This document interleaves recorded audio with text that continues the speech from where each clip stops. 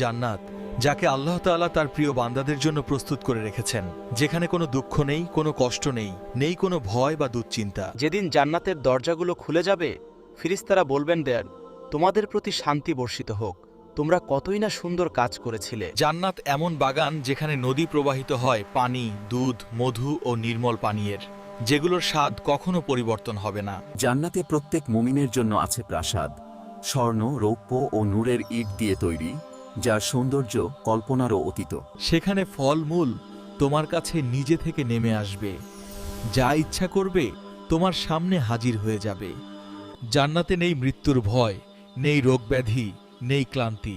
সেখানে চিরস্থায়ী শান্তি, সুখ আর প্রশান্তি। জান্নাতের সবকিছুই আল্লাহ তাআলার বিশেষ উপহার, আর সবচেয়ে বড় নেয়ামত গৌরতয়ে আল্লাহর সন্তুষ্টি। হে আল্লাহ, আমাদের সবাইকে জান্নাতুল ফেরদৌসের জান্নাতি বান্দাদের অন্তর্ভুক্ত করুন।